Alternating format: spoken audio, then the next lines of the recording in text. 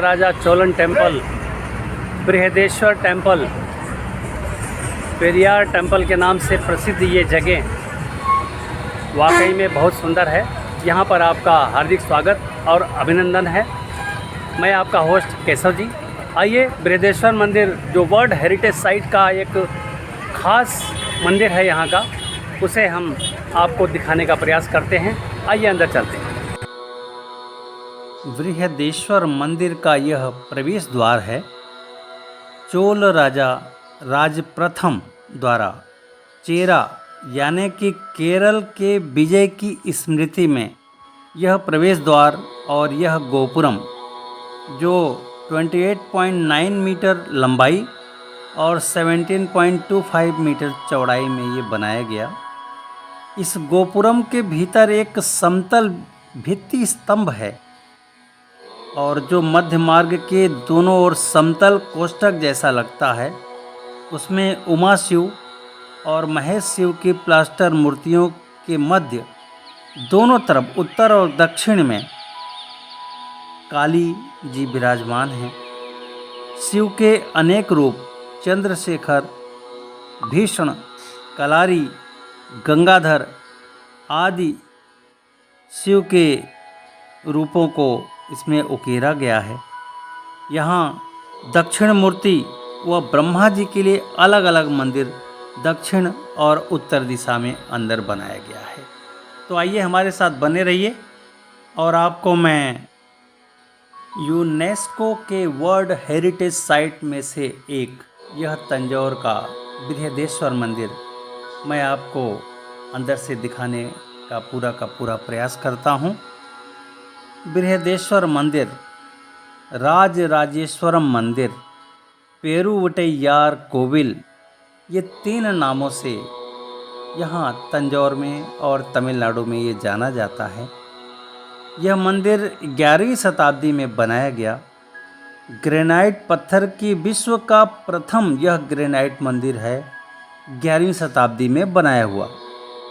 इसके बारे में मैं थोड़ा सा आपको बताना चाहूँगा कि भव्यता, वास्तुशिल्प, केंद्रीय गुंबद से लोगों को यह मंदिर हमेशा से आकर्षित करता आया है। इस मंदिर को हिंदू धर्म में शैव मंदिर से संबंधित है और इसका मुख्य समारोह महाशिवरात्रि के दिन होता है। और ये जगह तंजावुर है, जिसको हम हिंदी में तंजौर भी बोलते हैं, और ये तमिलनाडु में है। ये पूरा का पूरा मंदिर द्रविड़ शैली का उत्तम उदाहरण है। राजा चोल प्रथम ने इसको 1010 ईस्वी में बनवाकर लोकार्पण किया और यह अपने समय के विश्व के विशालतम संरचनाओं में से एक गिना जाता है। इसके 13 मंजिली भवन की ऊंचाई 66 मीटर है। कला के प्रत्येक शाखा इसके अंदर आपको दिखाई देगी, जैसे कि वास्तुकला और पाषाण कला, ताम्र शिल्पांकन, प्रतिमा विज्ञान, चित्रांकन, नृत्य, संगीत, आभूषण, उत्कीर्ण कला का यह अनुपम भंडारण है ये पूरा का पूरा मंदिर। संस्कृत व तमिल में यहाँ पर पूरा लेख भी है, जो आप अंदर जब बृहदेश्वर भगवान के दर्शनार्थ आप अंदर प्रवेश करने लगेंगे तो वहीं पर दीवारों पर वह उत्कीर्ण है। इसके गुंबद की परछाई कभी भी ज़मीन पे नहीं आती। ये बहुत बड़ा खासियत है इसकी।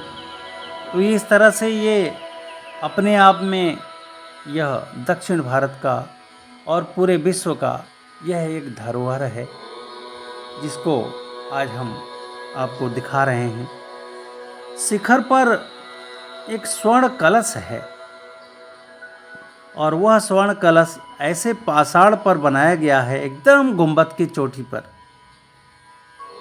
और जो वह गुंबद बना हुआ है उसका वजन 88 टन का है। और खासियत क्या है कि वो सिंगल स्टोन से बना हुआ है। इसका बहुत सारी बातें आश्चर्य के रूप में है, जिसको हम अलग से भी आपको बताने का प्रयास करेंगे। अगले एपिसोड में। मंदिर में जो भी आप कलाकृति देख पा रहे होंगे, उसको देखने से आपको बिल्कुल लगेगा कि मंदिर में स्थापित जो शिवलिंग है, शिवलिंग भी हम आपको हमारे कैमरे से तो नहीं, लेकिन आपको मैं यहाँ पर चित्र के माध्यम से दिखाऊंगा कि भगवान का शिवलिंग कितना भव्य है। और भव्यता के साथ ही साथ उत्तर और दक्षिण दिशा में दो मंदिर और बने हैं। कारुआयूर मंदिर है और साथ ही साथ इधर आपका ब्रह्मा मंदिर है। तो ये छोटे मंदिर हैं, लेकिन मुख्य मंदिर बृहदेश्वर का ही है। जैसे कि आप देख रहे हैं, यह 13 फ्लोर में बना हुआ मंदिर है। ऊपर चोटी तक जाते जाते 13 फ्लोर आपको पार करना पड़ेगा, तब आप ऊपर चोटी तक जा पाएंगे। लेकिन ऊपर तक चोटी तक जाने के लिए आपको यहाँ के मंदिर प्रशासन की अनुमति लेनी होगी।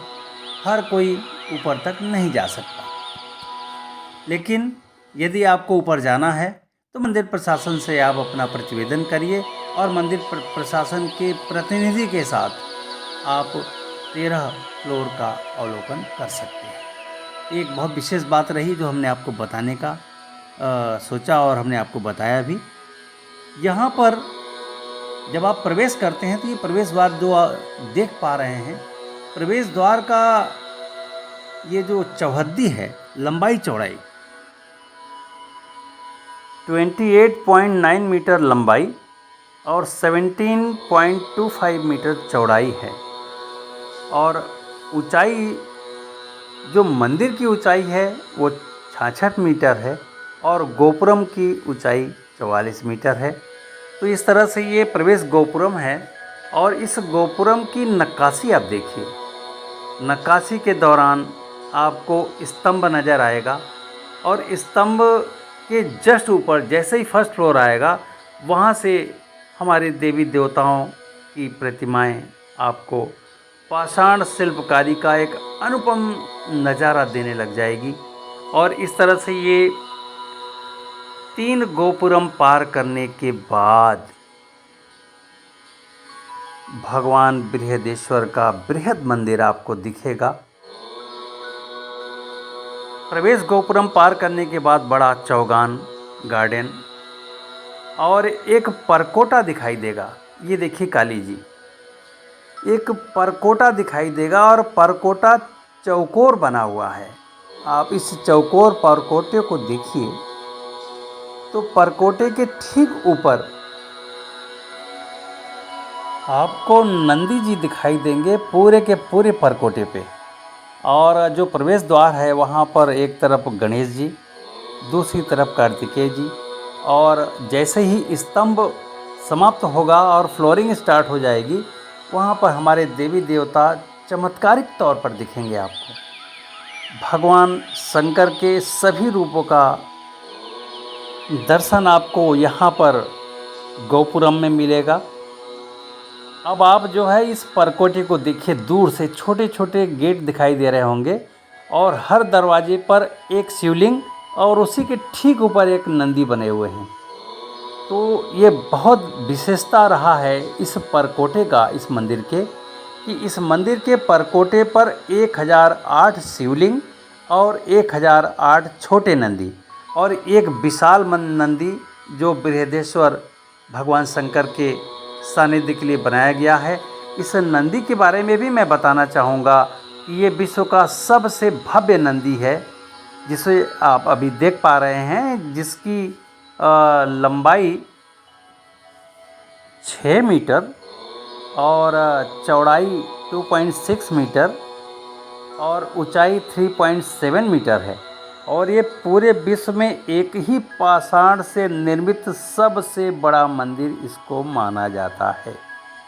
तो इस तरह से नंदी के बारे में भी हमने अभी आपको बताया। नंदी जी के ठीक बगल में अम्मन मंदिर है जो माँ पार्वती को समर्पित है।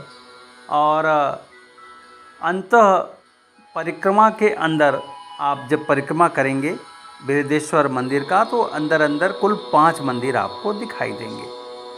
और इस तरह से 4 दरवाजे बृहदेश्वर मंदिर के हैं। और इन चारों दरवाज़ों को आप विधि से देखिए। इन दरवाज़ों के ऊपर एक चबूतरा पहले बनाया गया है, और चबूतरा बनाने के बाद प्रवेश द्वार के बगल में जो भी जिस देवता को समर्पित यह मंदिर है, उनके सेवक गण दरवाजे पर विराजमान किए गए हैं। बृहदेश्वर मंदिर को एकटक देखते रहिए, हर फ्लोर को देखते रहिए, हर फ्लोर के दीवारों को देखते रहिए, दीवारों पर उत्कीर्ण देवी देवताओं के मूर्तियों को देखते रहिए।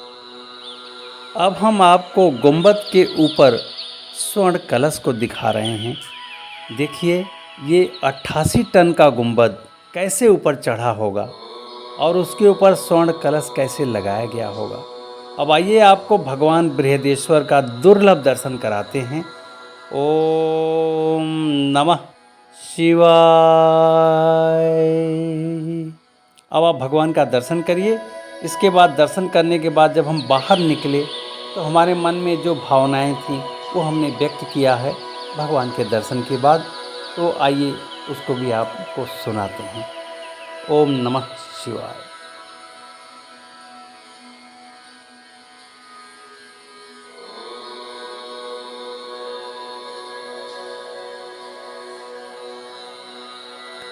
भगवान बृहदेश्वर का दर्शन करके जब मैं बाहर निकला, वाकई में भगवान का शिवलिंग इतना बड़ा है कि 2 हाथों से पकड़ पाना मुश्किल है। और शिवलिंग के ठीक पीछे जो नाग देवता हैं, सोने के हैं, वो छाया किए हुए हैं भगवान को। और भगवान का त्रिनेत्र देखने लायक है। और त्रिनेत्र के बाद श्वेत रंग का वस्त्र भगवान को पहना रखा है। लगभग मेरा मानना है कि एक ऊंचे आसन पर ये शिवलिंग लगभग मेरे हिसाब से 10 मीटर के आसपास ऊंचाई में है। और निरंतर प्रभु का ध्यान करते हुए, ओम नमः शिवाय का ध्यान करते हुए बृहदेश्वर मंदिर का दर्शन मैंने पाया। और मंदिर में कैमरा अलाउ नहीं है, इसलिए आपको स्वयं आके भगवान का दर्शन करना होगा।